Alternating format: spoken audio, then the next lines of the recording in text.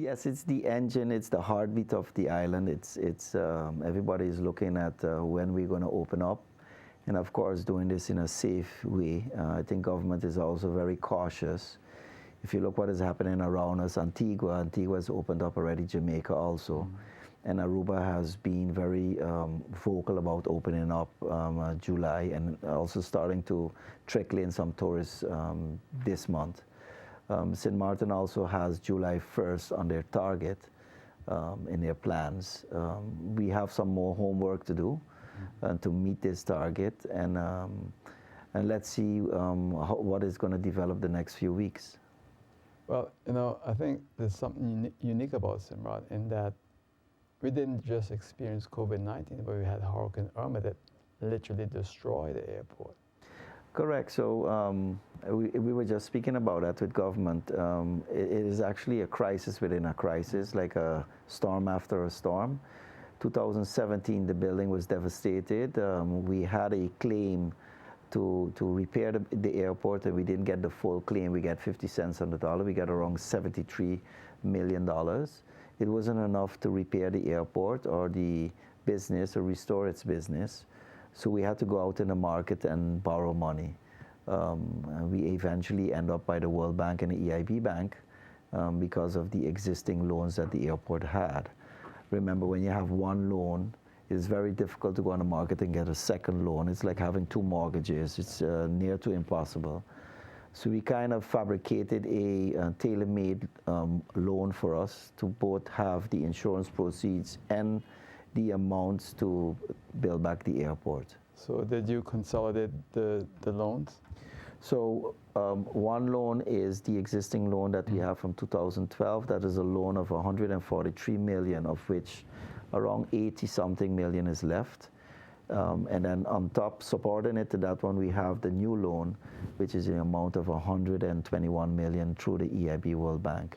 And this is a special loan. This loan is designed around the existing, capacity of an airport, because we only could borrow so much money as a relatively small business.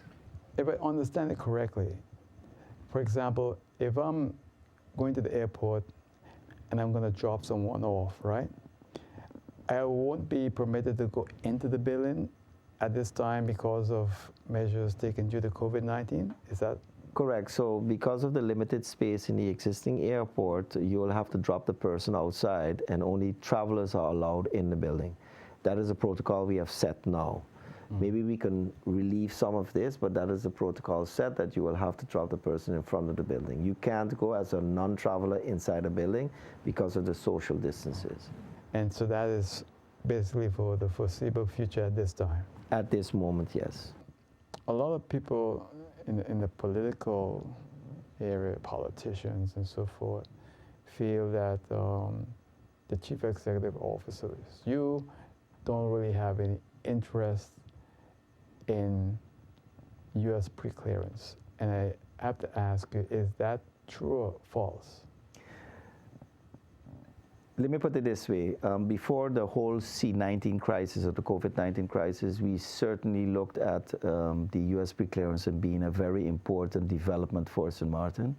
It will bring St. Martin to the next level. The only thing that we as airport said is that we need to do the numbers on this. If you're going to have to invest $80 million of hard-earned cash into a new business concept, it will be only reasonable or only educational that you will know how fast you get these returns. And that's the only.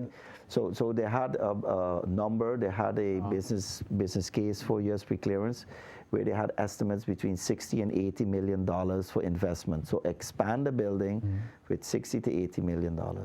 There's an additional monthly cost of $6 to $8 million a year, because these U.S. preclearance officers, no, annual, needs to be paid out of pocket. It's not the same business model as Aruba, because Aruba got their U.S. preclearance back in the 80s. But it's the new model, and of course we reached quite far with this business model. But right now, C-19, kind of changed the landscape.